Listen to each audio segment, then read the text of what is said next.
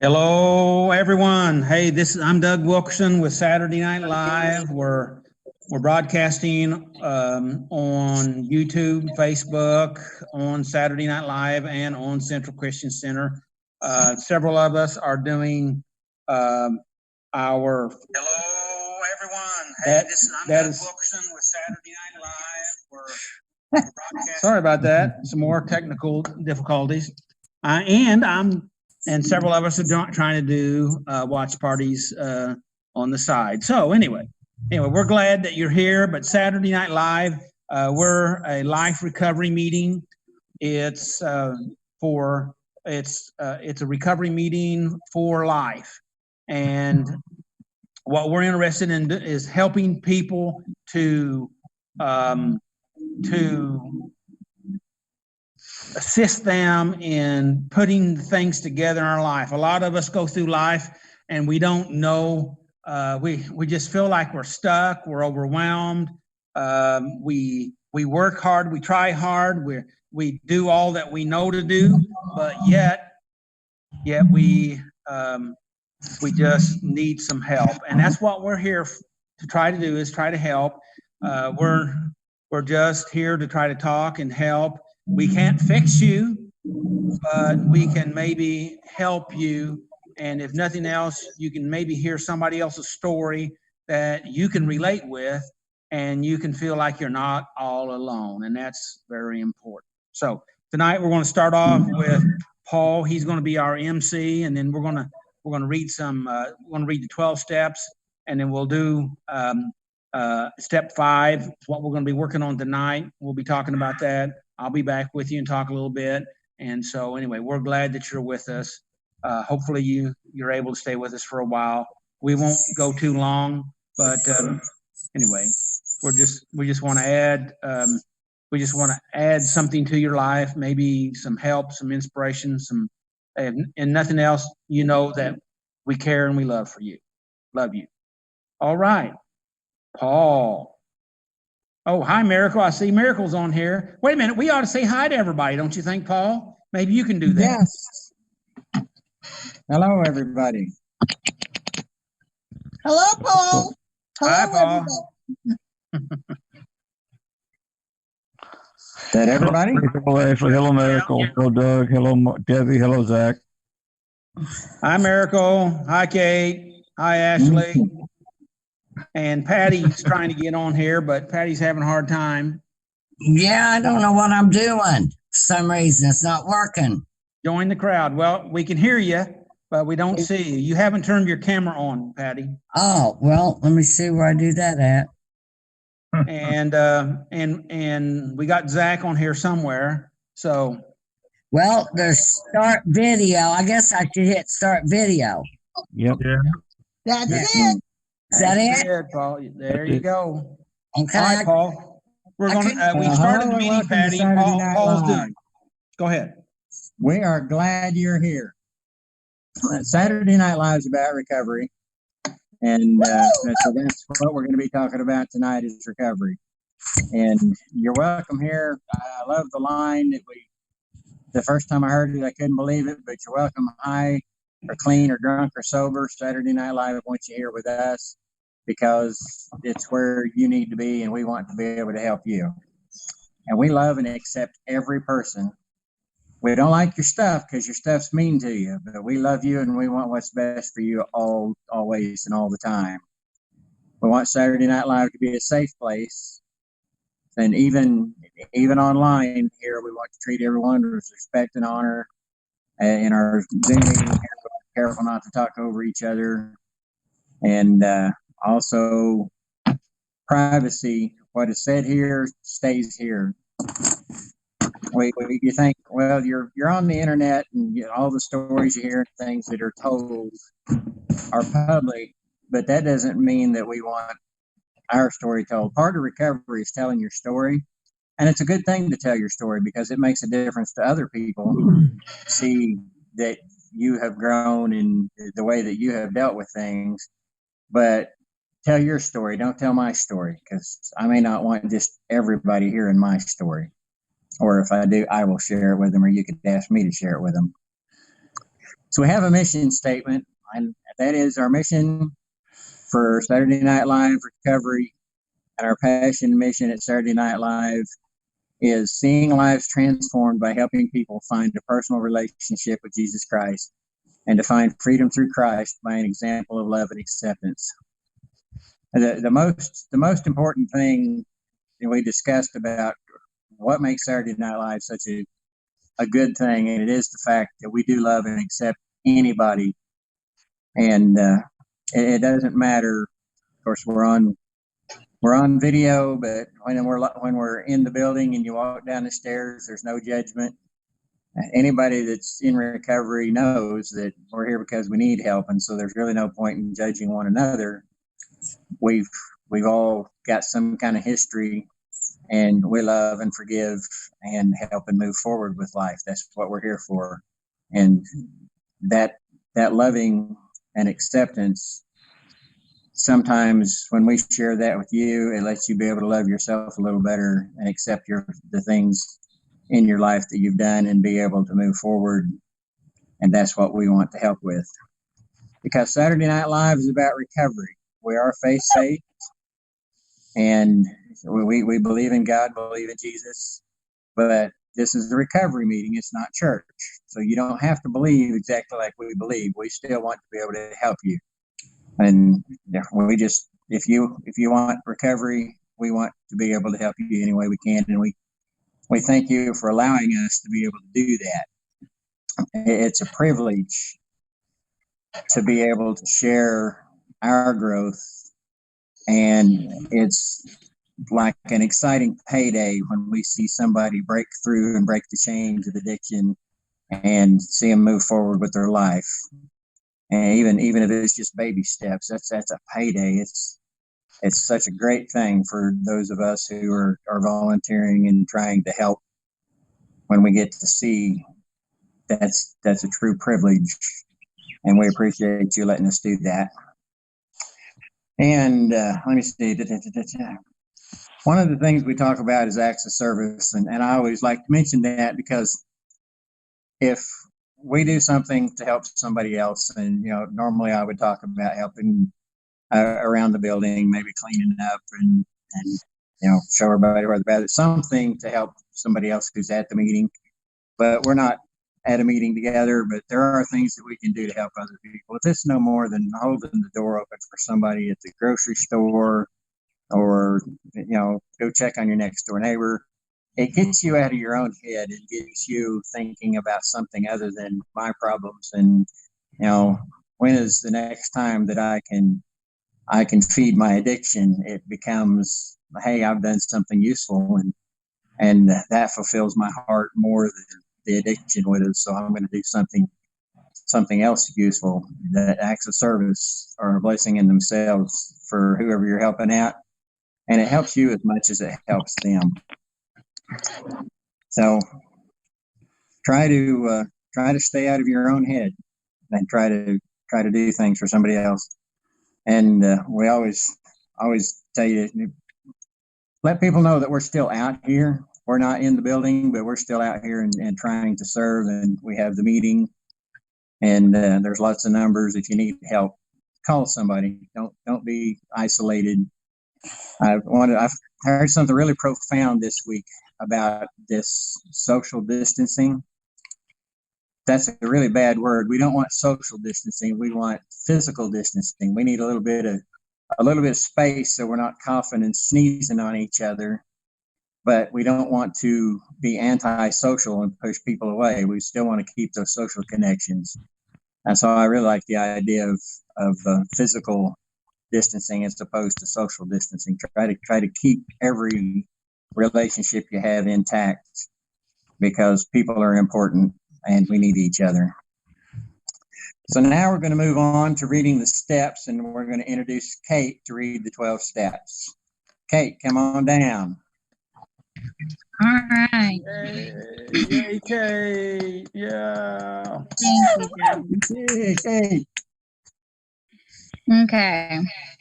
So step 1, we admitted that we were powerless over our problems, that our lives had become unmanageable. Step 2, we came to believe that a power greater than ourselves could restore us to sanity. Step 3, we made a decision to turn our wills and our lives over to the care of God. Step 4, we made a searching and fearless moral inventory of ourselves. Step 5, we admitted to God, to ourselves, and to another human being the exact nature of our wrongs. Step 6, we were entirely ready to have God remove all these defects of character. Step 7, we humbly asked God to remove our shortcomings. Step 8, we made a list of all the persons we had harmed and become willing to make amends to them all. Step 9, we made direct amends to such people wherever possible, except when to do so would injure them or others. Step 10, we continued to take personal inventory, and when we were wrong, promptly admitted it. Step 11, we sought through prayer and meditation to improve our conscious contact with God, praying only for knowledge of His will for us and the power to carry that out.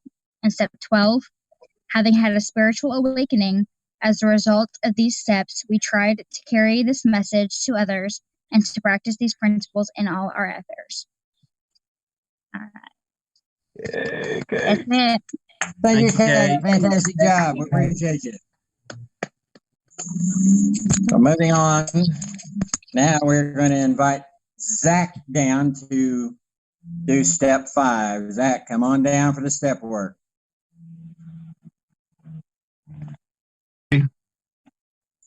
Trying to make sure I'm unmuted there. Okay. All right.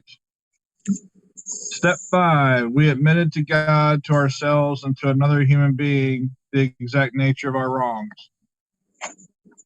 You know, this is such an important step. You know, it's a very scary step.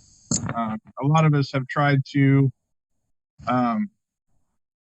let somebody in before, and it didn't go so well. And you know, we feel like we have to let somebody in and tell them all of our stuff to be able to, you know, move past this step. And, you know, it's a very healing process to let somebody in, but I want to put it out there that you have to be careful and not just let anybody in. You know, you need to, it has to be somebody that you feel is sponsor worthy. I'm going to say that. You know, we believe in sponsorship at SNL, and you don't just want to pick somebody or pick somebody that hasn't kept your stuff confidential in the past. You know, we believe at SNL, we believe sponsorship should be men with men and women with women. We don't believe that spouses or girlfriends or boyfriends should be sponsors. We don't believe in 13th stepping. You know, so you know you want to be picky about who you share with, you know. But that being said, there is somebody in your life that you can share with. You know, a lot of the time we like to say that there's nobody, that we have nobody in life, and I used to say that a lot. I used to say that there was nobody, that I didn't have anybody in life that I could share those dark secrets with. But the truth was, for me, the people that I wanted to have in my life weren't available or weren't willing to be that for me. You know, God provided people for me, but I didn't want those people. I wanted the people that I wanted. And How did that work out for you? you know, and there's a lesson there. You know, it's you know, if we get focused on what we want, you know, and not what God has provided for us, you know, God's never going to lead you somewhere where He won't place you know, He won't make a way for you to go. You know, not to sound all biblical here, but He won't lead you someplace where He won't place provision for you. You know, he'll make the way. You know, if he leads you to do the steps and he knows step 5 is coming, he's going to make sure that there's somebody in your life that you can work this step with. More often than not, it's probably not going to be who you would pick. It's going to be who you need, not who you want. You know, and that is pretty powerful, because the truth is you're going to get a lot further with who he provides than who you want to use. And you know, we're pretty real and honest at SNL, and so I'm just going to do it how we would do it there. And a lot of the times, if we would be honest with ourselves, we want somebody who will co-sign our bullshit. That's who we want. That's not who we need. We need somebody who will love us enough to be honest with us, and that's what a true friend is. But we want somebody who's going to co-sign our bullshit. And the person God provides won't do that. Now, they're not going to be harsh and mean and abusive. God doesn't provide that either.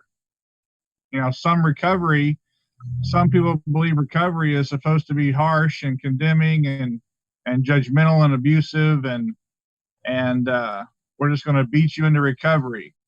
And that doesn't work, because we do enough of that ourselves. You know, how does that work for us? You know, we beat ourselves up enough to know that is. So if you have somebody trying to treat you harshly into sobriety, you already know that's not going to work, because that's how you treat you more often than not. So I'm kind of getting off track here, so I need to reel it in. But this is very powerful, because God's provided somebody for you to do this step with, or you wouldn't be here. And so I want to encourage you to ask God who that person is. You know, and you probably already know it's probably the person that you don't want it to be. And but it's the person that you need. And here's the thing, that the reason why this is so powerful, because when you tell another human being, because we can tell God, and it helps, but no one else knows but God. But when we tell another human being, we're only as sick as our secrets. We talked about that a lot last week. But when we tell another human being about our stuff, we drag all that stuff into the light. And when we do that, it loses its power. And if you have something kicking your butt and you want it to stop kicking your butt, you need to tell somebody and drag it into the light, and it will lose its power. That's the quickest way to defeat a stronghold in your life. I'm not saying it ends it, because you still got work to do. But if you really want to be done with something, you need to tell somebody else who won't co-sign your bullshit. When you drag that into the light, it loses a lot of its power. And that's what part of this step is.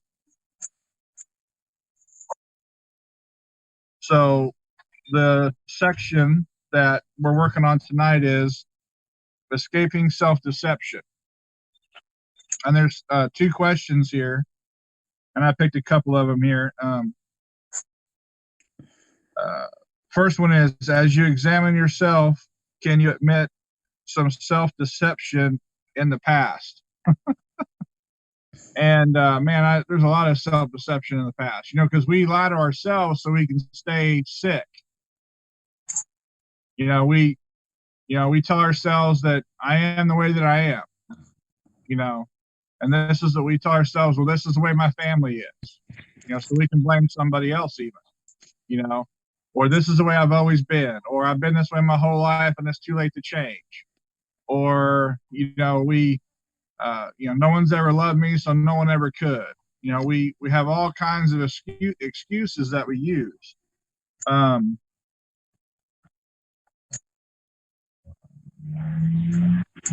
Something that I used to say to myself is that, I've tried so many times to get clean and it just never works for me.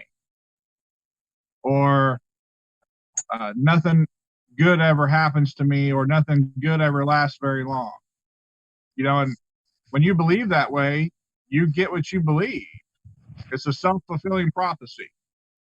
Because if you're always waiting for bad things to come for you or to happen to you, they're going to happen to you. It's almost like you create them to happen. You know, and, you know, it's like when the electric bill comes due and you live that way where, oh, bad things always happen. Well, you don't pay your electric bill. Well, pretty soon a bad thing's going to happen. Your lights aren't going to work because you didn't pay your electric bill. And that's kind of a weird way to look at it. But if you have that mindset, you kind of set yourself up for those things, because if something bad is just around the corner, then you're not doing all the things that you need to do to live a good life. You know, when we're in that world, we don't live life on life's terms. You know, and so the next question I had was, does anyone have the freedom to speak truth into your life on a regular basis? And then if so, who? And so the first part of that is, you know, that is so important. You know, again, we need to be careful who we allow to speak into our life, because there are some people out there that they want to take advantage of us. But we can't let that be an excuse to not let anybody speak into our life. And I did that for a long time. I was like, well, I'm not going to let anybody speak into my life. And then no one could ever tell me, hey, you're missing it, or you're doing something wrong. You know? And then I could just do whatever I wanted to do with no accountability, you know, or so I thought.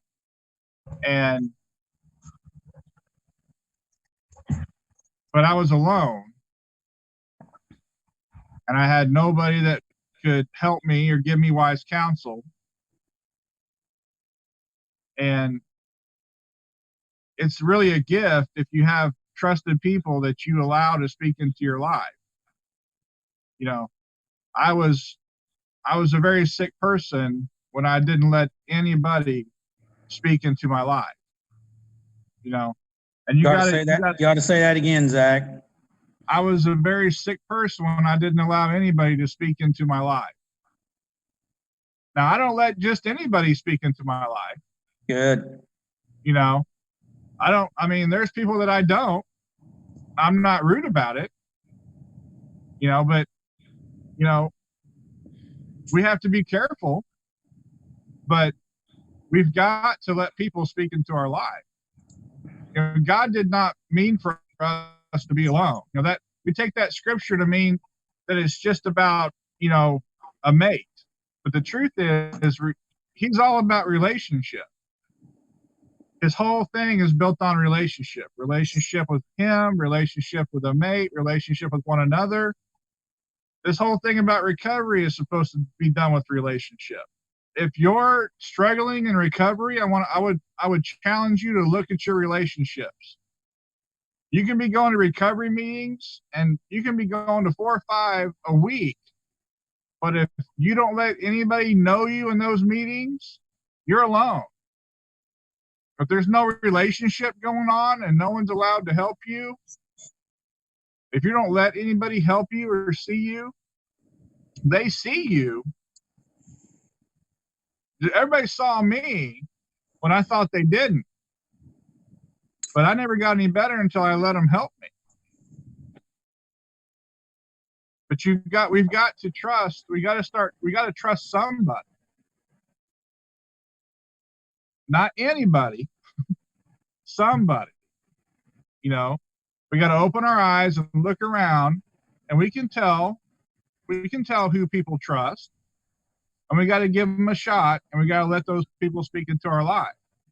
You know, when I first started coming to SNL, I didn't think that everything Doug said. I thought some of the stuff Doug said was crazy. You know, I love Doug and respect him to death, but I thought some of the stuff Doug said was crazy. You know, now he was right. Say that again. Hey, say that again. Doug was right, but I had a lot of stuff I had to work on. But the more that I let him speak into my life,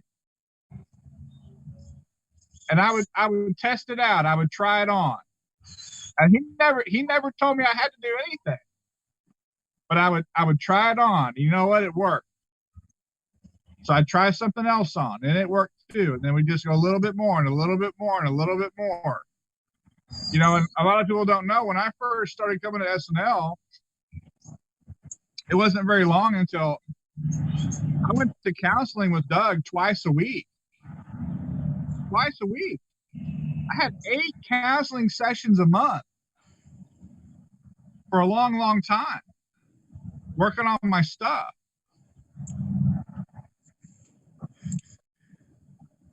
And we got to have somebody to get better. You got to have somebody to speak into your life. You got to let that happen. And if they, you know what, if you try it and they don't keep your stuff confidential, or, you know, fire them. But it doesn't mean that you stop. You get somebody else. It's not an excuse to stop getting better. You get somebody else. But we got to let people speak into our life. You know, and I don't just have Doug, I have other people.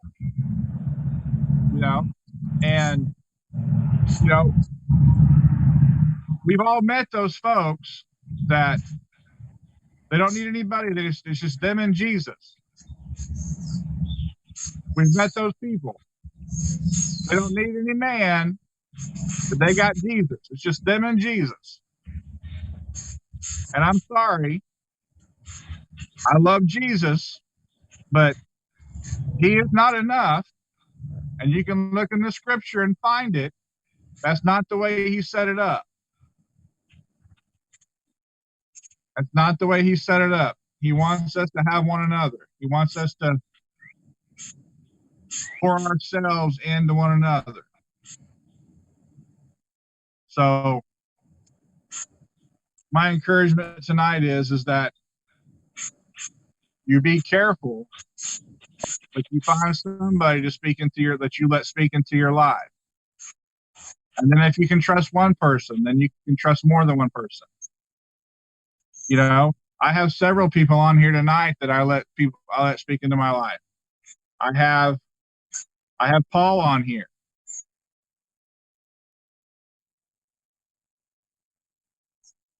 You know, Debbie and I have talked.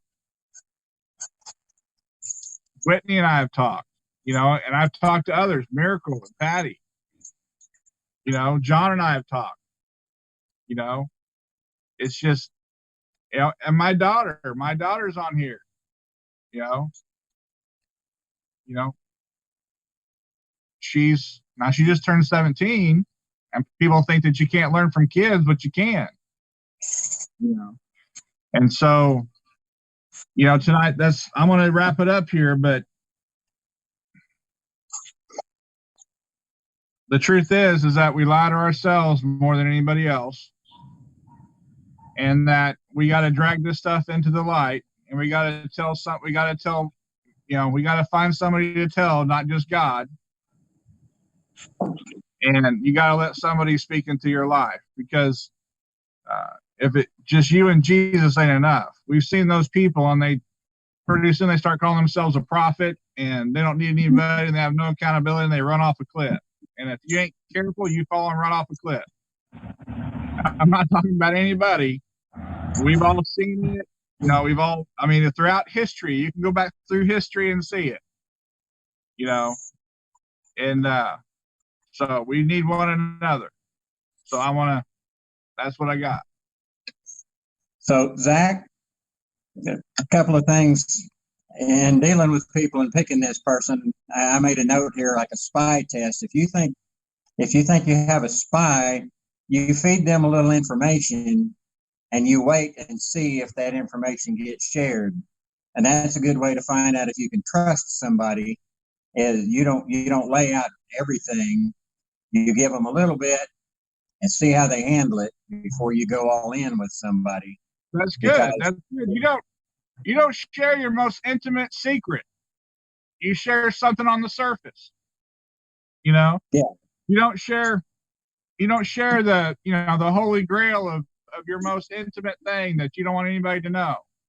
You give them a little bit, see what they do with it. And if you can trust them with that, you give them a little bit more.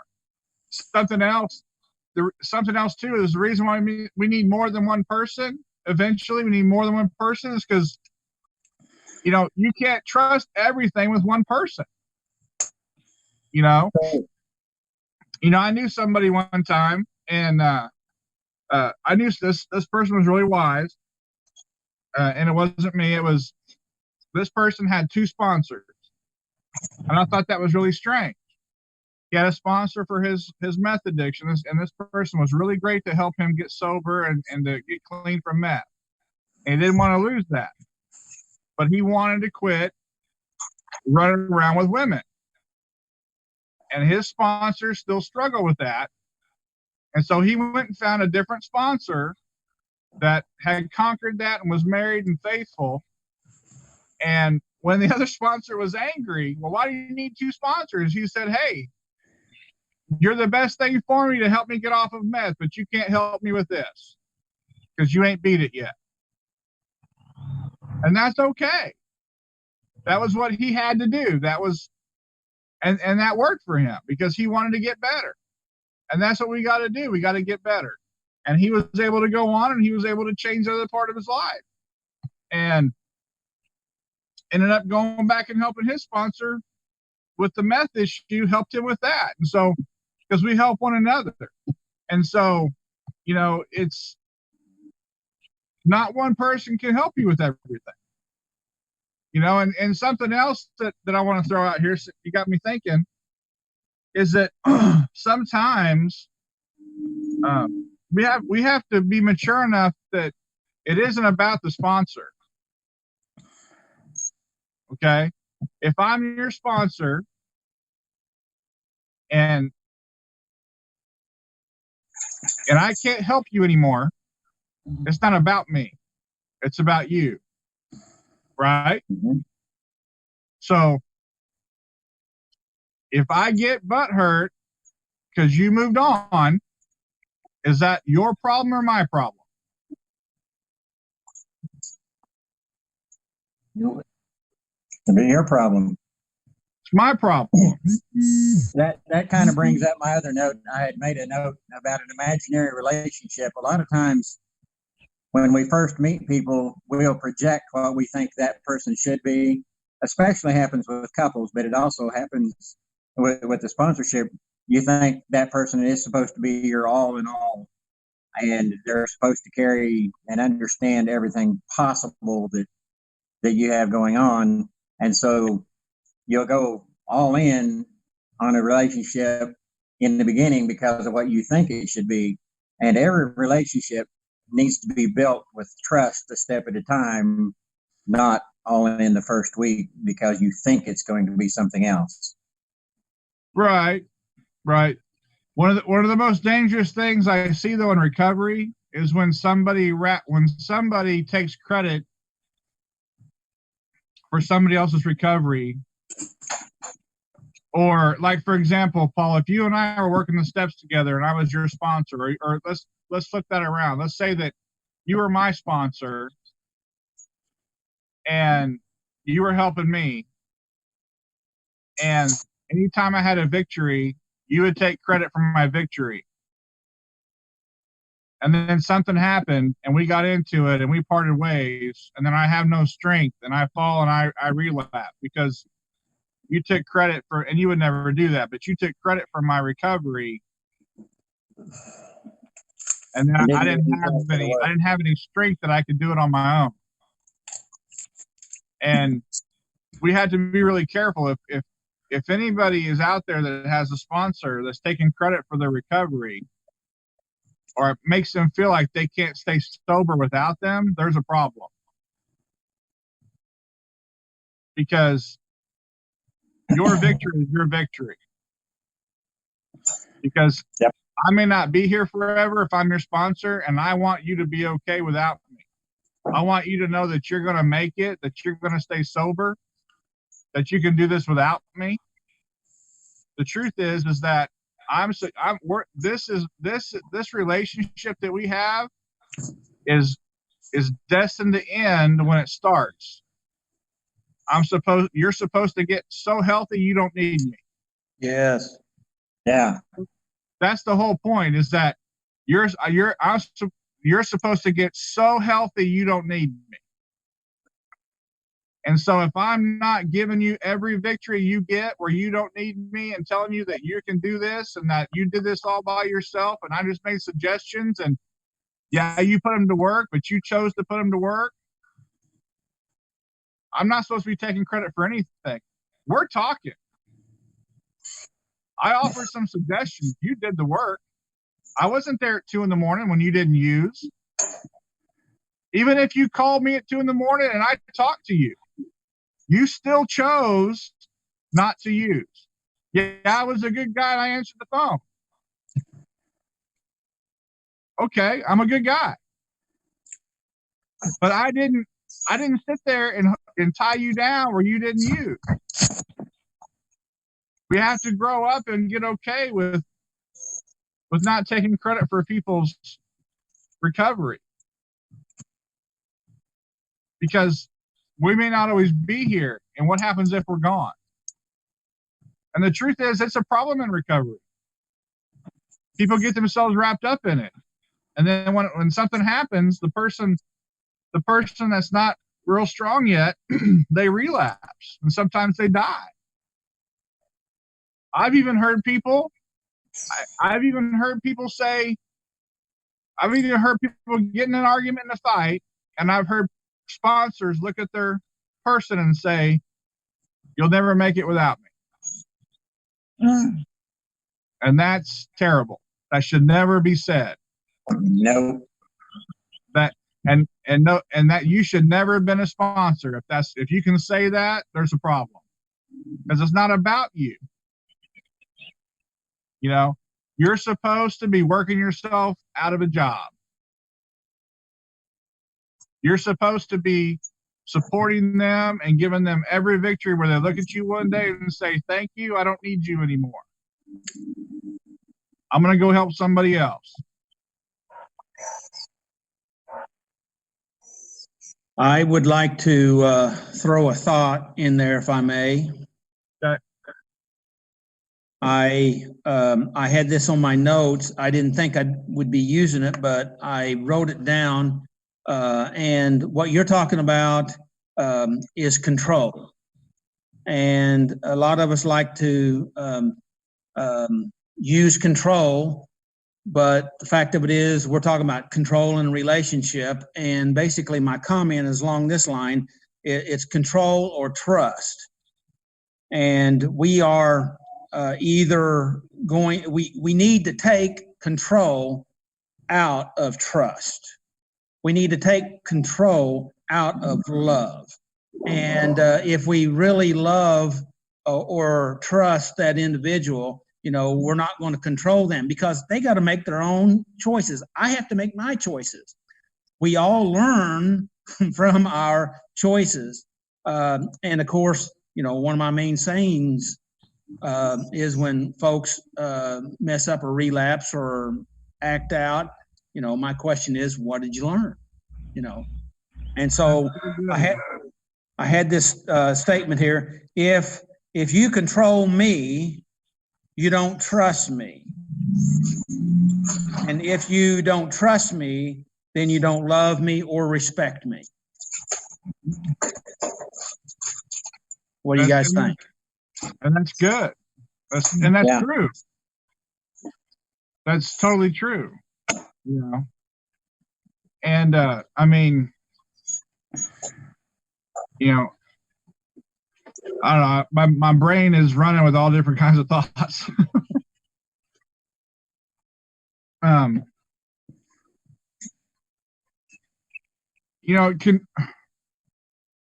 If I need to control you, then I'm insecure. It ain't got nothing to do with you. Now I'm going to tell you it's got everything to do with you, but it's all about me. You know, if I got to control you, then it's not that, and I'm going to tell you that you're all messed up, but really I'm all messed up. And it's all about my insecurity. And this that's one thing about SNL that's so unique, is that we're about life recovery, because the truth is that one of the first things that we try to teach is it's not about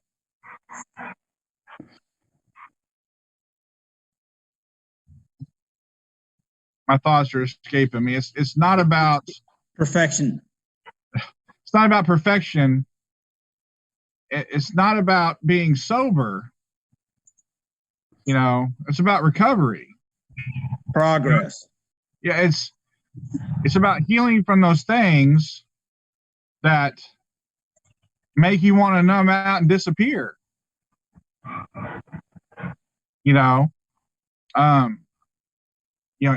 So you may have went to a party and drank something or used something to have a good time, but you didn't plan on doing that every day for the next 3 to 5, 10 years.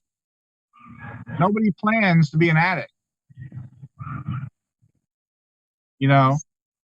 Okay, well, think about what you're thinking about. Every time you get to hurting or thinking about this, you escape. You got to work on what hurts if you want to quit escaping. And whatever you're using to escape will start to disappear. And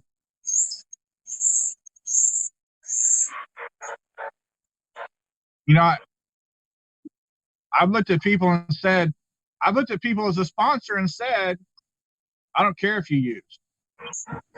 I've had people get mad at me for that. I don't care if you use. I want to know why. I want to know what you were thinking about. I want to know if you were hurting. I want to know what happened. There's a tool that I use. I think it's one of the greatest things ever created. It's called a relapse autopsy. And this thing starts, you go back, it starts the minute you used, and it goes back 5 minutes, and then 10 minutes, and then 15 minutes, and then an hour, and then 5 hours, and then it goes back to 2 weeks. And it charts what happened in your life, what happened to you 10 minutes before you used, or what happened to you a day before you used, or 2 weeks before you used. And you can look at that and see, oh, well, I lost my job. I lost my job 2 weeks ago. And then my girlfriend and I started fighting all the time. Or, I got scared, or just whatever it is. Then I was really stressed out, or and then, oh, you know what? That's a pattern for me. It's just, and I've gone way too long. We need to move on, but it's just, this is more than just drugs and alcohol. We get so hung up on this substance. Yes. And the truth is, 99.9% of the time, it's pain, it's trauma. It's something that you can't forgive yourself for. It's that stuff that we're running from. And when it gets too heavy, we escape. However we escape. And then it slowly kills us. And it doesn't matter who you are or what walk of life you're in. It doesn't matter. I've sat in a recovery meeting. I've sat beside a doctor and a teacher and had a soccer mom behind me. It isn't like it's just, a homeless person. It's, and we don't talk about this, but there's a whole system for the hospital for doctors. There's a secret recovery system for doctors. This touches everyone. Everybody's hurting. Everybody's hurting. We all know the same language of pain. And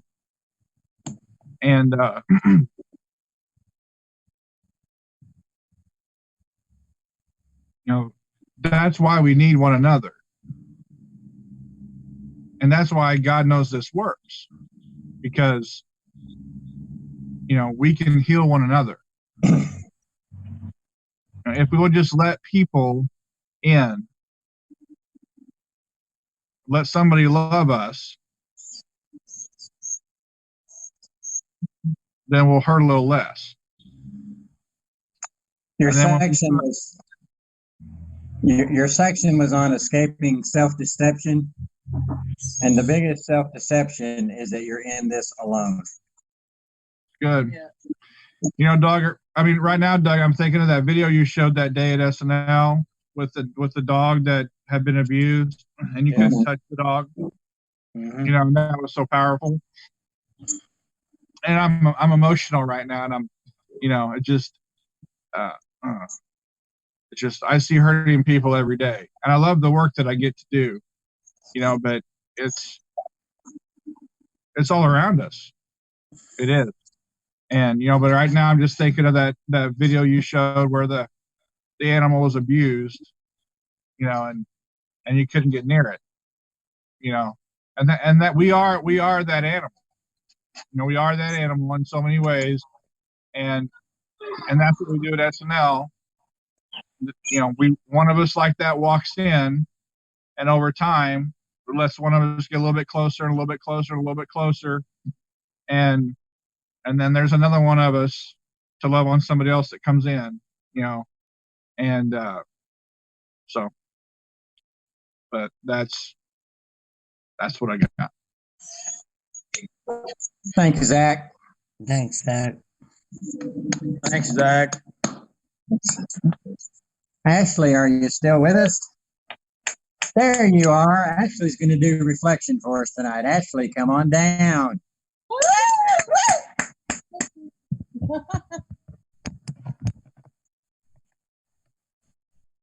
All right. I don't know if I took my notes right or whatever. You'll do great.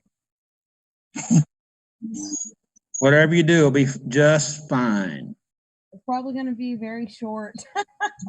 That's okay. Zach took some extra time. You're perfect.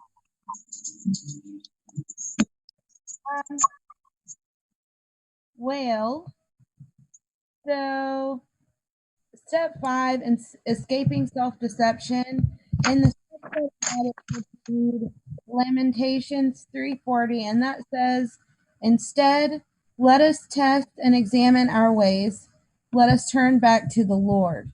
And that led me to James 5:16 in my Bible. It says, "Confess your sins to each other and pray for each other so that you may be healed. The earnest prayer of a righteous person has great power and produces wonderful results." And step 5, all of the steps are pretty hard.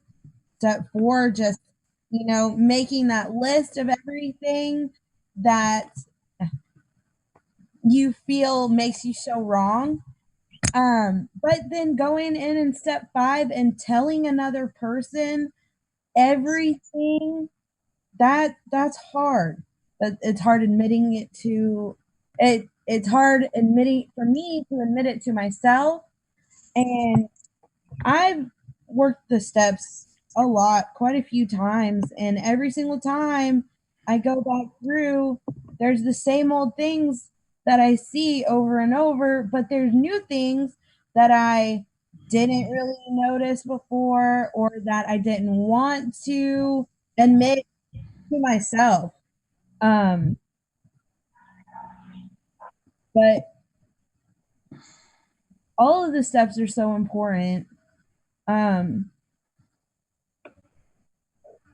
lost my notes here.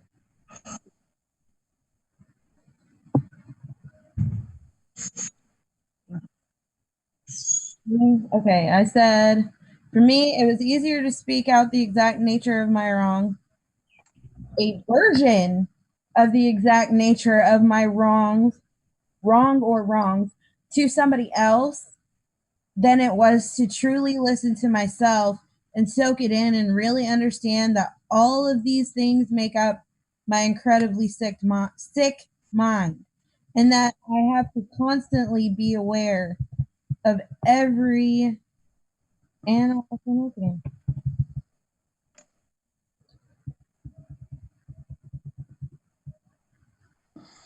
thing that I do. The more I practice what I know to be right and catch myself on the things I know are wrong, the easier it gets to recognize my faults. It gets easier to tell God what I have done or what I've thought and continue on the right path. All the steps are so important.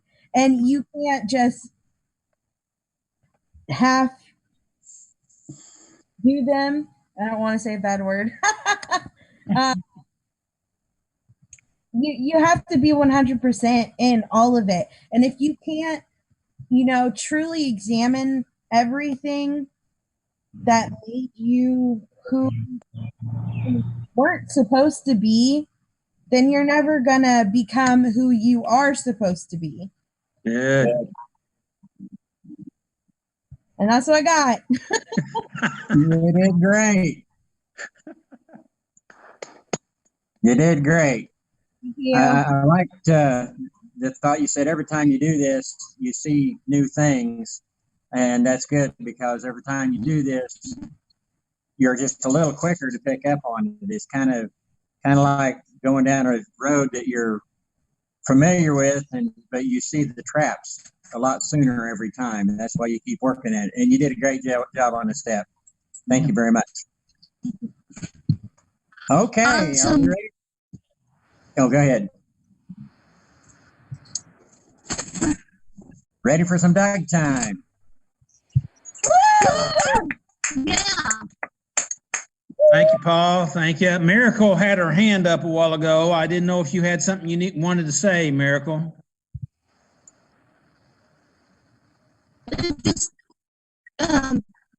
Zach was saying something about when you wouldn't need sponsoring more. That's when you get, to the point that you can be a sponsor to someone else. Did you hear that? Can anybody understand Miracle? No. No. Are Miracle, you are you saying that you become a sponsor to somebody else? Yeah, that's what I was trying to say. Where you grow enough that you become a sponsor for someone else. Yeah. When I was saying that, I think what you're saying, Miracle, is that when you tell your sponsor that you don't need him anymore and then you're going to help somebody else, you become a sponsor to somebody else.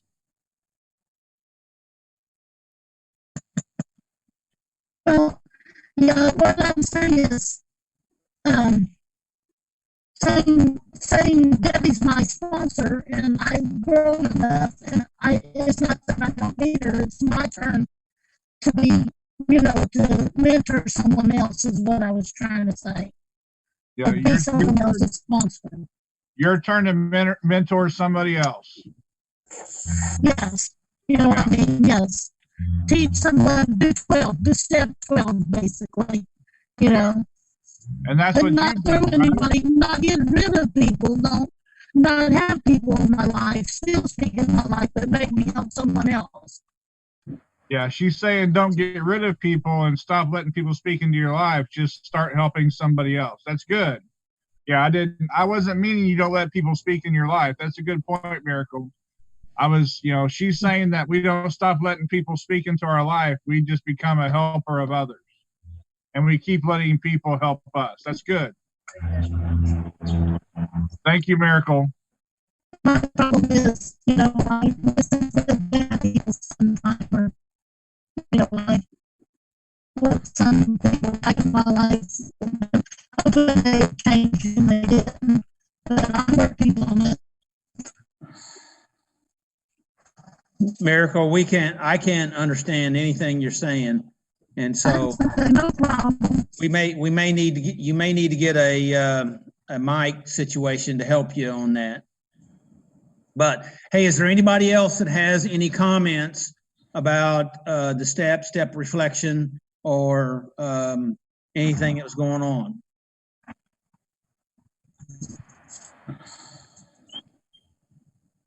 Okay. Are you sure? Well, we're talking here about step 5, and step 5 is that we've admitted to God, to someone else. We've admitted to God, ourselves, and another human being the exact nature of our wrongs. And we were talking about self-deception here, escaping self-deception. And so the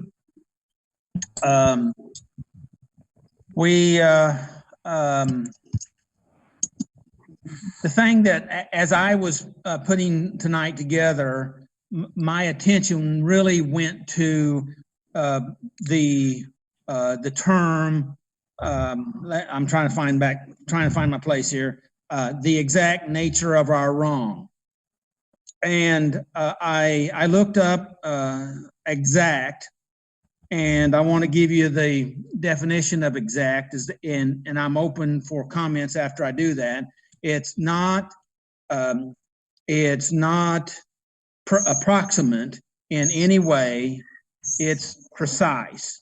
So it's the exact nature, and that's a little harsh when you stop and think about it, because we don't want to. Sometimes we want to hide our stuff from ourselves and everybody else. Do you agree? Yes. Yes. Any comment on the exact?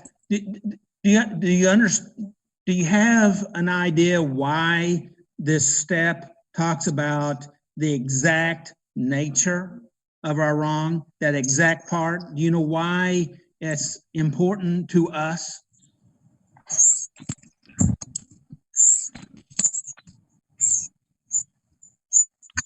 I think you should tell us. I do too. Because we want so badly to minimize what our guilt is. Well, I like what Jeremiah 6:14 says. You can't heal something that you say is not there. That's good. That's Right. good. Yeah.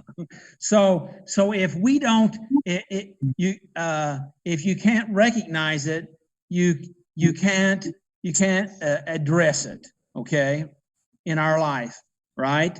Right. If I say I don't have a problem, then how do you deal with anything? Hi, Lisa. Hi, Lisa. So how do we deal with stuff in our life? I mean, we're being swamped, overwhelmed with stuff, and we're saying, well, I'm just going to be an ostrich and stick my head in the sand and let everything overwhelm me and pretend that nothing's wrong. And how does that work out for you? You know, I think it says exact nature, Doug, because it's so we don't get lost in the details. Good. Sometimes we think when you think about nature, how do we define nature? It could be trees, it could be grass, it could be air, it could be everything outside. And the key to that is everything outside. It means you got to take what's inside and pull it out so that you can deal with it and you can heal from it. But if you get lost into the details of, well, I did this and I did that, instead of looking at, well, this and that fits in this category, the nature of this is self-deception, or maybe it is fear, or maybe it is pain. And so when you know what the nature of that thing that makes you do this and that is, you're not getting overwhelmed by those details. And And That's good. that's what we're talking about. We're trying to locate the why, okay? The why. And sometimes we can't even get all the picture.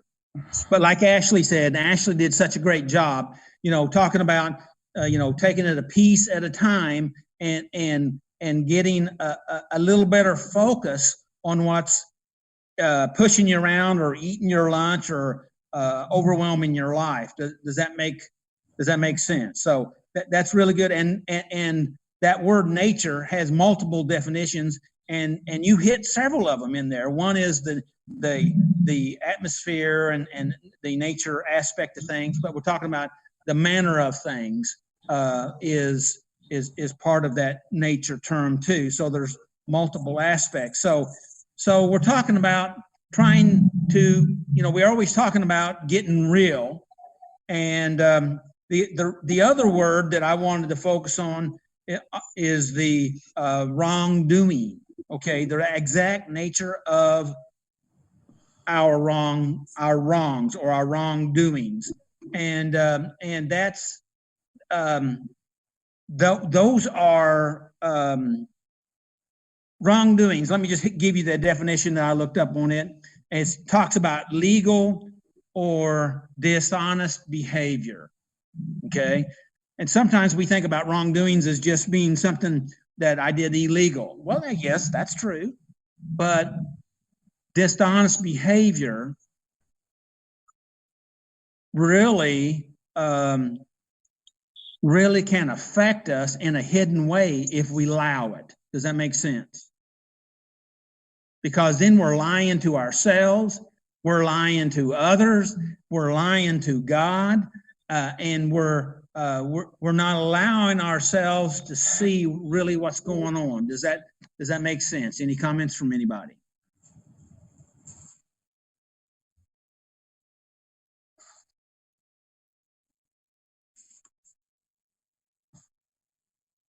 Okay. So if we just flip back a week, we talked about we are as sick as our secrets. You remember that? And if we Zach stated it earlier, we are as sick as our secrets, and that our secrets really even though we pretend we don't know what they are, they still affect our life. Does that make sense? It says this in our recovery book. It says, we bury our deeds. I'm gonna say that again.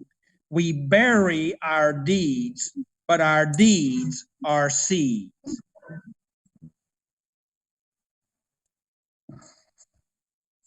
Shall I say that again? Mm-hmm. Yeah. All right. We bury our deeds, but our deeds are seeds. Wonder what that means. That means they're coming back up. Bigger and badder than you put them away. Well, it depends on what kind of seeds we planted, right? Right. Whether they're good or bad. That's correct. That's correct. And that's what Galatians talks about, and we'll talk about that here in a minute. I'm going to read a couple other things. They grow and bear much fruit. Whatever we plant, and by the way, if you want a garden, you plant a garden. You want tomatoes, you plant tomatoes. If you want good stuff, you plant good stuff. And yes, there may be some weeds that grow up with the good stuff, and maybe I've planted a lot of weeds in the past by my poor choices. But the fact of it is, what we have, if we want to change our life, and that's what we're all here to do, correct? Then we have to start planning what we want. And you say, well, let me kill everything first, and be for certain that nothing bad's ever going to grow again. And my question is, how's that ever work out for you? Hey, Doug. Yes, sir. Stephanie Hollins on the watch party, and she's commenting on your our deeds are seeds, and she's asking how. Okay. Our deeds, what we do, well, there's so many different ways that we can deal with that, Stephanie, but, and it's really good to hear from you, Stephanie, all right? Be a whole lot better to see you, Stephanie, but here we are. Our deeds that we do, anything we do, all right, whether it's positive or negative, whether it's healthy or unhealthy, that releases that force like a regular plant seed, because in a plant seed there is power in itself to bring it to pass. And our deeds, what we do, we're releasing power into this life and universe, and it's planting what we want. Now, if you plant one thing and you want something else, that doesn't work. But we do that a lot. And how's that worked out for you? Yes, I understand. It doesn't work out very well. And so, did I explain that well enough? Does that make sense? She's wanting to know how she does the video in the future. The Zoom? Yeah. Okay. You'll have to get with her next week. Yeah, she'll need to send us, send me her phone number, or some sort of something that I can send her an invitation. And download Zoom, Stephanie. Yeah, download Zoom. It'll take a few minutes to do that. And that'd be awesome to have you. Yes, it's good to see you. And thank you for the question, by the way. And I want to thank everybody else that's on the video here with us. And I see Jerry McCamey. He's a pastor friend from way up north that used to live in Galena. Can you believe that? You believe anything good can come out of Galena? Oh, you didn't even make you didn't even move. I live in Baxter. Oh, okay. All right. Yeah, but I do have Brenda. She came out of Galena, and she's #1. Best thing that ever happened to me. Cleaned that up quick, didn't he? So here we are. They grow and bear much fruit. So whatever we plant grows in our life. We get to choose what we really do get to choose what we're going to plant. And so we need to make that choice, and we will always harvest what we plant as dynamically pure.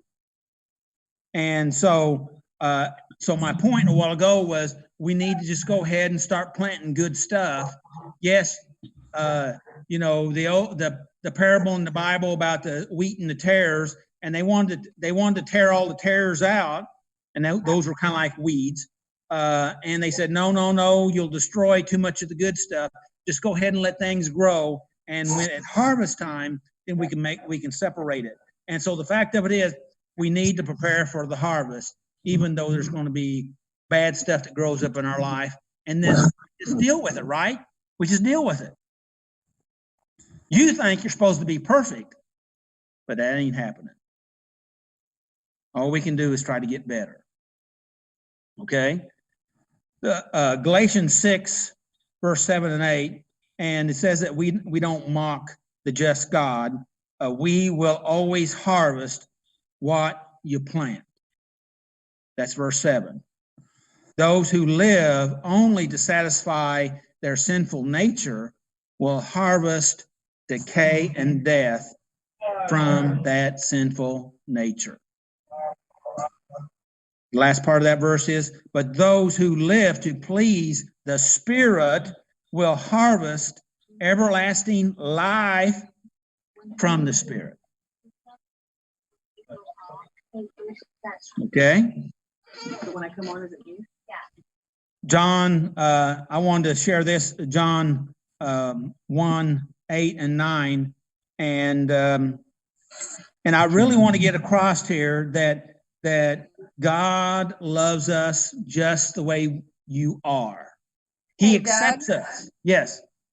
We need to see if Whitney or somebody can change me. Somebody accidentally made me the permanent primary on the main screen. So on the video, it's just showing my face. Nobody can see you. Not on the watch party. No, I got the watch party's fine. Yeah, on the my watch party's fine. Friend, but Yeah. But you have been on a yellow box. She's been in a yellow box though, Whitney. Yeah. Somebody can me in front of her.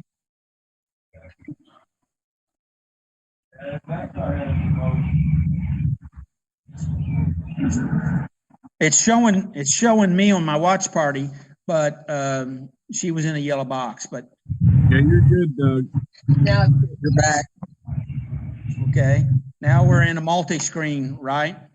Yeah, multi-screen. Okay, I'm gonna let Whitney take care of that. Thank you, Whitney. I'm trying to refocus. The thing that I wanted to touch on is 1 John 1:9 here says, if we confess our sins, he is faithful and just to forgive us our sins and to cleanse us from all wickedness, what the NIV says, and what King James says is all unrighteousness. And if you're cleansed from all of that, then far as God's concerned, you are cleansed. And today we were talking about self-deception, and our title was "And Hello to Love, to Forgiveness, and Cleansing." And so if we can come out of that self-deception, knowing that He has forgiven us, okay, that doesn't mean that we're perfect. That doesn't mean that you still you're still doing stuff, okay? Things happen, right? But you are forgiven, okay? I wanted to touch on this statement, if I can find it here, and I'm looking to see what time it is. I can't see what time it is, and that is step 5 says goodbye to self-deception and hello to love. And you should note that those that we've been cleansed from all the wrong, okay? We've been cleansed from all the wrong. Does not mean we've been cleansed from all the wrongdoing. That doesn't mean that you're not able to do some wrong stuff, because you will be doing some wrong stuff. Does that make sense?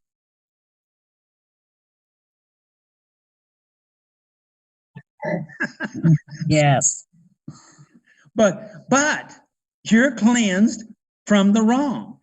You say, how can that be? Well, just the way that it is. Hey, I thought of this story today. This event, Whitney's going to love this.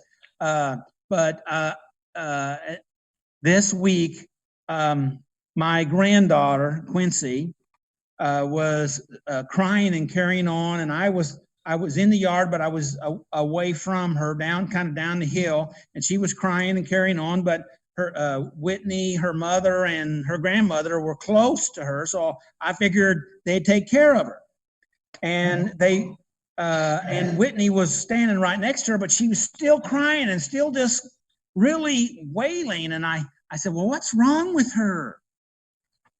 And I don't mean, all I can do is tell you the story. But I walked up there to see what was going on, and I said, what's wrong with her, Whitney? And she says, she wants to be picked up and comforted, but she's got a big old toad frog in her hand, and I'm afraid of frogs. And I said, well, I'm not. And I just grabbed her and scooped her up, and I found a big toad, and my grandson and my granddaughter, they were playing with it, and she had it in the hand, and Whitney and Linda didn't want to get close to the frog. But today, now grab this picture. I saw that, I'm not saying that I'm like God. I'm just saying that I kind of, in a way, I saw that that's the way God operates. You may have a big old toad, or you can call it whatever you want, okay, that you're carrying around. And but you're hurting, you know, you still got a hold of it. And what I think what I heard Whitney say, I believe, was she wanted her to let go of that frog so she'd pick her up. But Quincy didn't want to let go of the frog, but she wanted to be picked up. Does that sound like anybody you know? Yeah. And so I went up and I said, well, I'm not bothered by a frog. I picked it up to start off with, you know. So I just scooped her up, and she held that frog right there in her hand, and right next to her and me, and she was wound up emotionally. She worked herself up into a good emotion. Anybody ever seen anybody do that? I know you haven't, but you probably seen somebody. And, Not me. I know somebody. And so I just held her, and she held the frog, and I just walked around with her, and after a little while she let go of the frog. I took the frog and I put it in a bucket, and the next thing you know, she laid her head on my shoulder, and she just kind of, you know, wound down and worked it out, you know, because we got to work, because we're filled with that chemical inside of us, and she had to process it out. And she did. And the next thing I know, she is asleep. But isn't that the way God is for us? Okay. Even in the middle, do what? I said yes. Okay. And that he would pick us up even if we're holding a basket full of crap. How about that? And corruption and sickness and behaviors and addictions and false beliefs and lies and distortions. And we want to get clean. We want to get better. But we don't want to let go of our stuff. And there's a lot of religious folks say, well, get clean and get acceptable, and then you'll be accepted. But that's not the way God is. He accepts us just the way we are. Just the way you are, just the way I am. And if he hadn't accepted me the way I was, I would have been in trouble. How about you? Most definitely. Yep. And the whole key here is love. He said, love the Lord thy God with all thy heart, with all thy mind, with all thy soul, and love thy neighbor as thyself. And can I give you another new thought I had today? Sure. I was thinking about this, love thy neighbor as thyself. And I got to thinking, you know what? Probably your closest neighbor is that other part of yourself that you're mean to, or you ignore, or you deny, or you beat up on, or you don't like. You know what I'm talking about? So maybe that's your closest neighbor, which has the same name as you. What do you think about that, Patty? Yeah, sounds about right, Doug.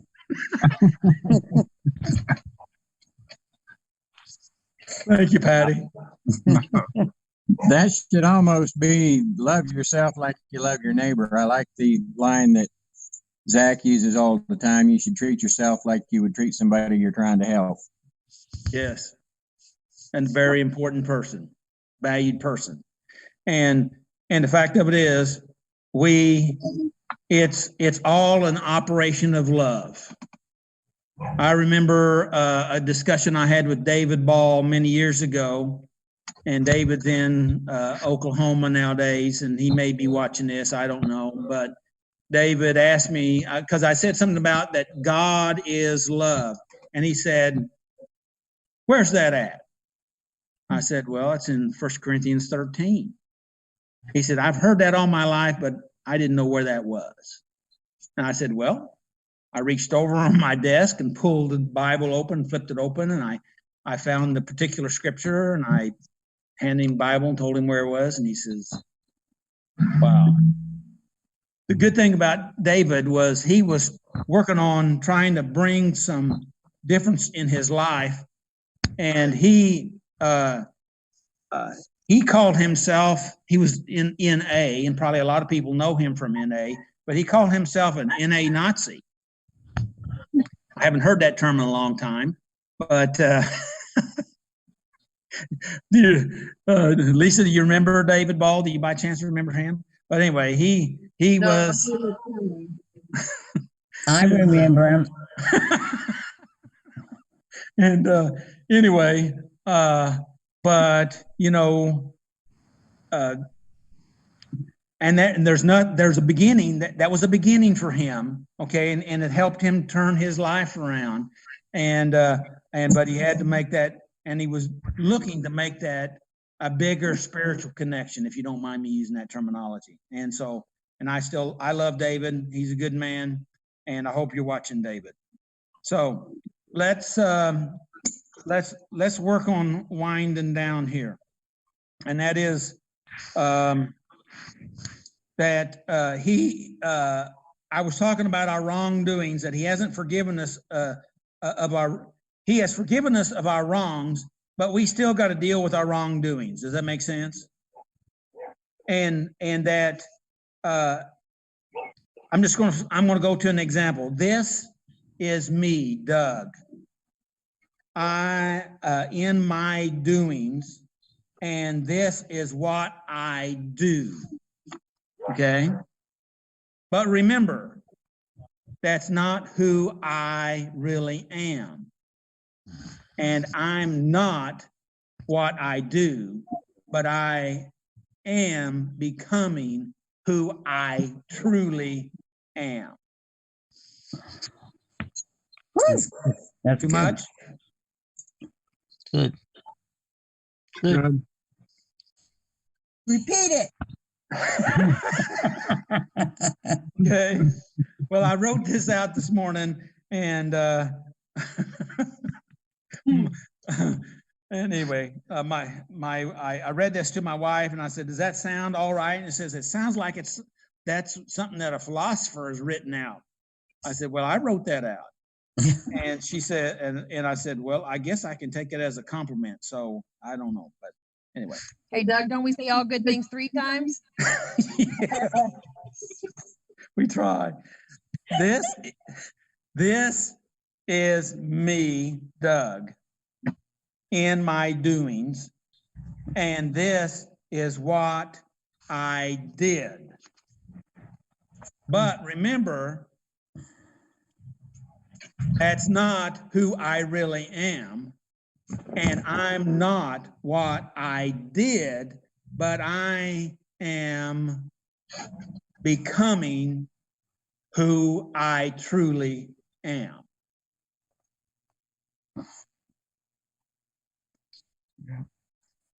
Yeah. So really we need to come to the place that we are able to receive that cleansing and that forgiveness. We need to let ourselves be healed inside. We oftentimes say, "Well, I'm not good enough yet. I'm waiting." Well, we can't wait. We just got to let the healing in so that we can be forgiven and that we can truly be set free. That's why we need to recognize what we need to do, and that is that we need to recognize that we got to accept the fact that I am forgiven of my wrong. And yes, I got to work on changing my personal habits, my life functions the best I can, and that's my wrongdoings. Does that make sense? And the better I get at that, the better my life gets. The reason why is because then that means I have less stuff I've got to clean up in my life. Does that make sense? Yep. Yes. And if you don't like cleaning up stuff in your life, then the answer is, then stop doing so much of that stuff. Right? Yep. So And that's easy for me to say, but all right, tonight we're going to say, we're going to let go and say goodbye to self-deception. And we're saying hello to love and forgiveness and cleansing. Saying goodbye to self-deception is hard, but it is extremely healthy. And you can't do it all at once. It's good. It's kind of like eating an elephant. It's a bite at a time. That's good. It's good. Okay? Be patient. Be patient. Be patient with yourself. Love yourself. Treat yourself like you're an important, valuable human being. Love yourself. Be good to yourself. And let the healing in. Amen. You know, Doug, you're talking about getting to know yourself and not being, you know, what you do does not define who you are. And I think that's one of the reasons that step 4 and step 5 are so important to people, because these are the redefinitions of who, when you come in broken at step 1 and going, I am just powerless, and you're beat up. And then you go through those steps by 3, you come to realize that you needed help. You're willing, there's a power that can help you get there. And at step 3, you say, okay, I'm willing. What? And this is where so many people struggle with going, okay, I'm willing to turn my life over, but I'm not willing to accept his grace and mercy and love and forgiveness.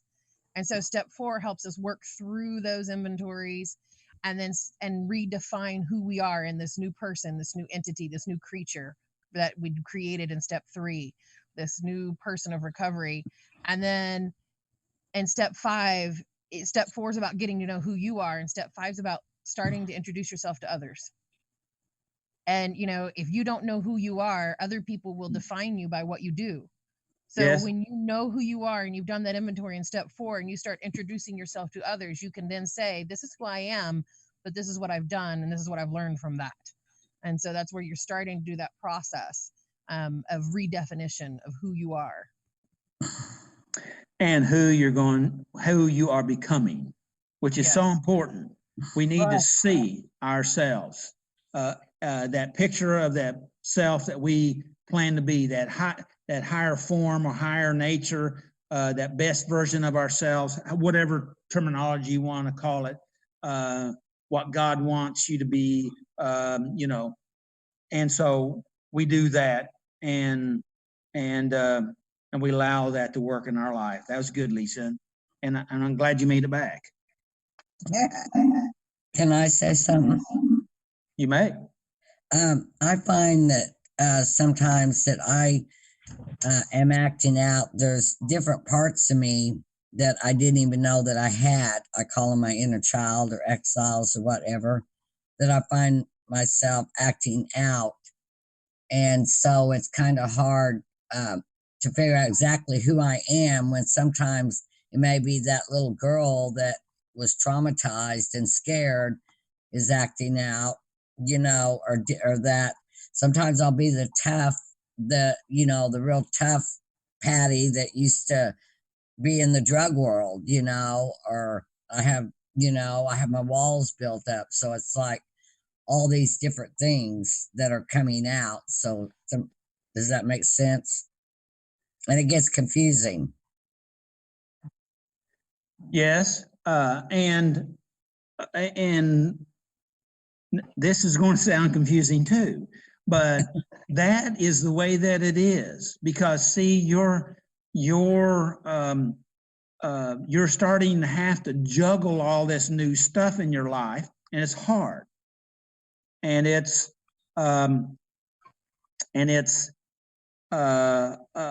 confusing because it's new. You're not for sure. I remember telling myself, you know, I don't know if this is real or not. I don't know if I can trust it. You know, I don't know if I'm really telling myself the truth or a lie. And so, Patty, you're in that process. So congratulations, okay? Because as you work the process, you are doing what we just talked about earlier. you're allowing that grace and forgiveness to happen to you, and you're still have these other things going on, but don't stop. Keep on going. Does that make sense? Keep on going. Yes. You say, well, I don't know. I'm afraid. I'm scared. I'm not for sure. And I understand, but that's where a healthy community around you can help a lot, because just what you said there, because just allowing yourself to express this here and connect with healthy individuals, that you can be reinforced that I am in the on the right track. Yeah. But nobody can walk that path for you. You have to do it. And Right. it takes courage. It And takes strength. Yes. And it's painful and scary, but it's healthy, it's healing, and that's the only way it is. You already know, because you've been down this path for quite a ways. And Yeah. you started, and I hope you don't mind me saying this, but you started and stopped and started and stopped, because that's the way we all have been. Because we get stuck in this cycle of we get clean and relapse, we get clean and relapse, we get clean and relapse. Okay. And you say, well, it shouldn't be that way. I've heard a lot of people say it shouldn't be this way. Well, reality is reality, and reality should be just the way that it is. We may not like the way that it is, but it still is the way it is. And it's part of the process. I saw Ricardo on here a while ago. I don't know if he's still here or not, but I remember Ricardo telling the story, about, for a big measure of years, his term was he bumped along the bottom. But he was trying. He didn't give up. He kept after it. He would try to stop using a day or two before church time so he could come to church somewhat sober. Somewhat. He thought he was more sober than he was, but he was there.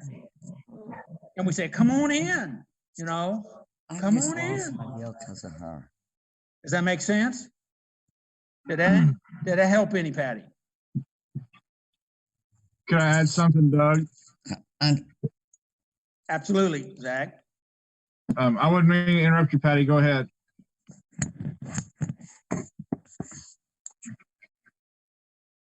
Well, lost me. Well, we see you and we hear you. I'm gone. I don't know what happened. Well, did you have something you want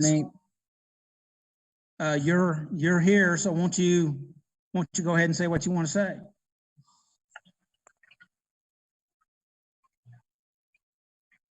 You know she's still there. Okay. Can you hear us, Patty?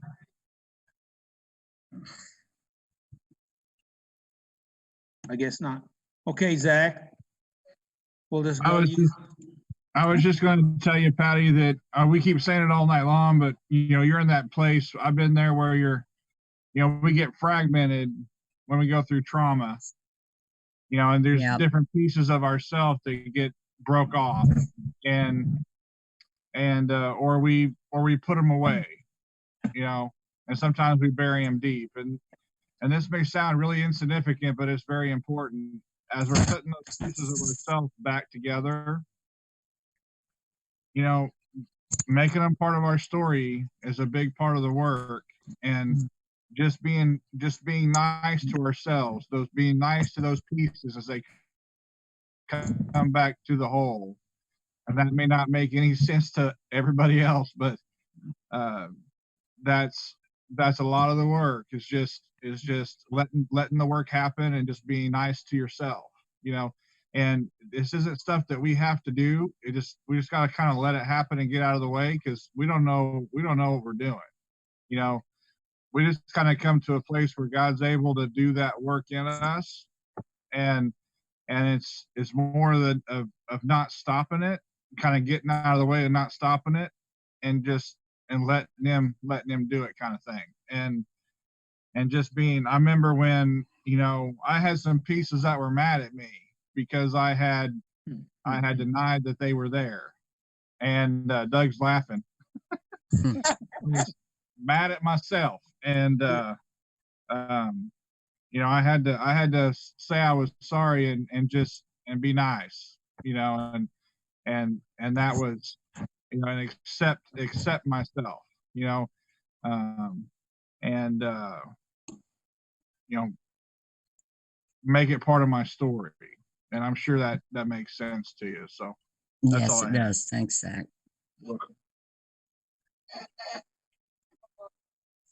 Well, I have a bunch more, but I'm gonna stop, and I want to give everybody a chance to make any comments.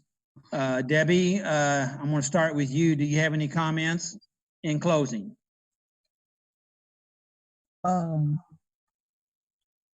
No.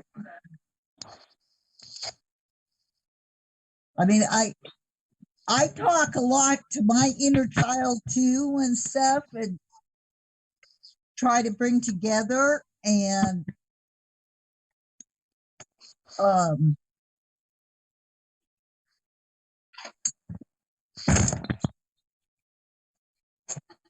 it's just sometimes it's tough not liking certain parts of you, but then enjoying the other parts too.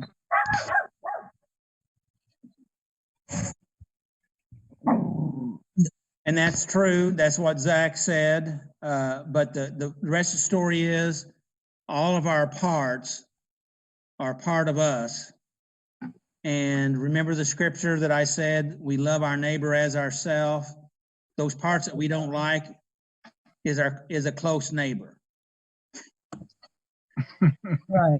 Really close. Really close. So love them too. You may not like everything they do, okay? But you need to love them, in my opinion, and according to the scripture. Okay, thank you, Debbie. Patty, do you have anything you'd like to say? No, well, except that I was also told whenever I'm having a feeling or something from my therapist that I'm supposed to figure out where I'm feeling that. Like if I'm having an emotion or something, I'm supposed to do I feel it in my stomach? Do I feel, where do I feel it? And I don't really understand how you're supposed to be able to feel that or locate that in your body. Are you still going to that same therapist? Yeah. Then I guess I need to ask her, huh?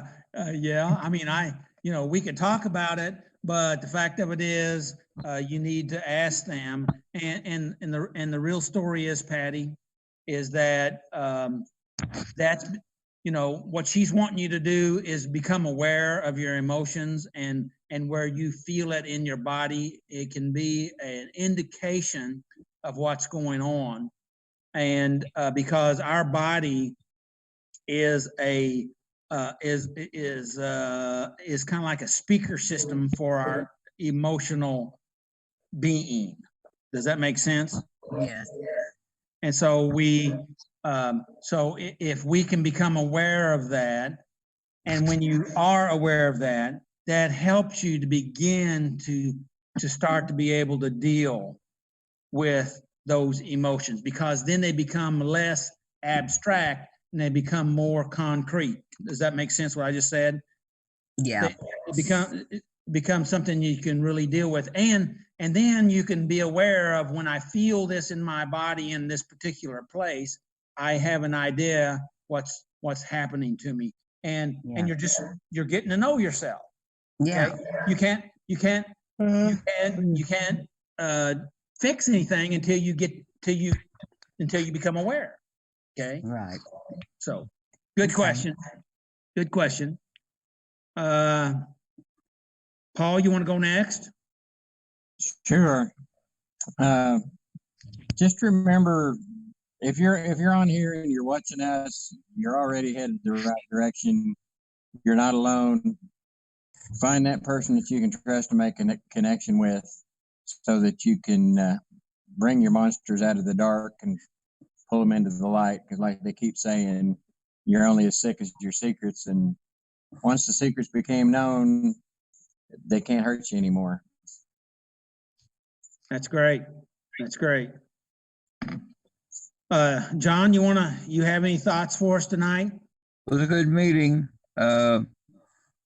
It just lot to reflect on and think about. Well, thanks for being here, John. Appreciate it. Yep. And Lisa, you have any thoughts for us here tonight? I am. Hold on, I'm having some computer technical difficulties. There we go.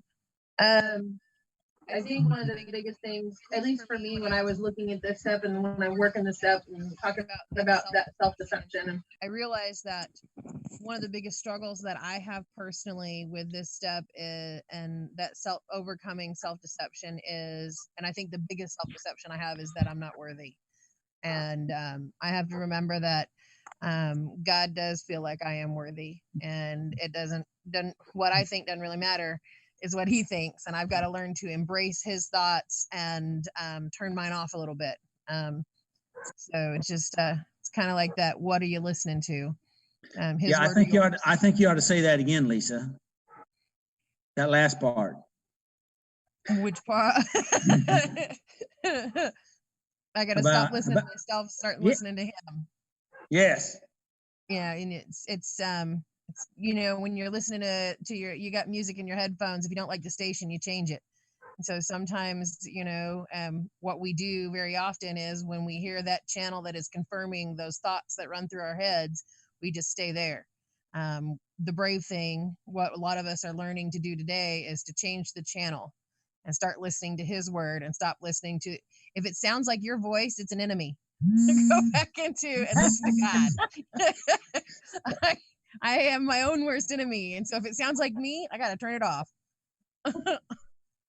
Well, yes, maybe, but basically it would be kind of probably what kind of intonations that self-voice is speaking in. And so maybe, so it could you could be very well true, but maybe the tones could be a strong indicator. Yep. So good, Lisa. Thanks. You're welcome. Is Ashley still here? Yeah. Ashley, did you have any closing words? No. Well, thank you, Ashley. You did a really good job for your first time. This is Ashley's first time, so everybody give her a big hand. Yay, Ashley. Yay. And Kate is next. Okay, Kate.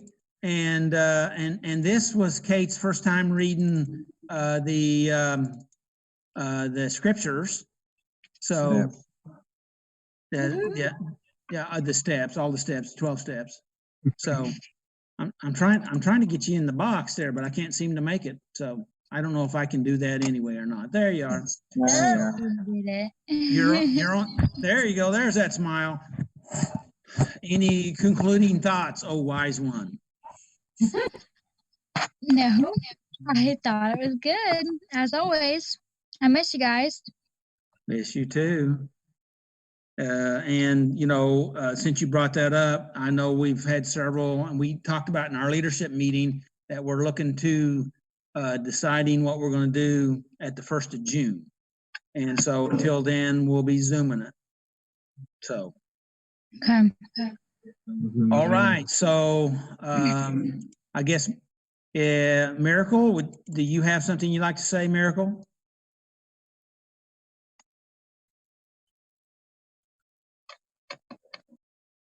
I think Miracle is evidently not there. So, hey, thank you. Thank you, everyone. Appreciate you being here with us tonight, here with the team with us, and also those that are out on Facebook and YouTube. And hopefully we've been some help. You know, I don't have to be right about anything, but if it's helped in any way, use what's been helpful from whatever I said and what the others have said, and if it's something that that's not helpful right now, it may be helpful in the future, and then maybe you just need to get rid of it. We're not here to tell you what to think. We just want to help you and maybe inspire you to think, because you're important to us and we want the best for you. So for tonight, I'm gonna say good night, good day, about good life. And may the Lord bless you and keep you, and may his face shine upon you and give you his peace, because he wants you to have it. He loves you. He smiles on you. So thank you, and have a good night. See you next week. Oh, and by the way, we're going to be having, there's several folks going to be having church around. We are going to be having church at Central Christian Center in the morning. So anyway, hopefully we'll be seeing you soon. And make healthy choices. Make healthy choices. Heard that somewhere before. Good night, everyone. Good night. Love you guys. Love you too.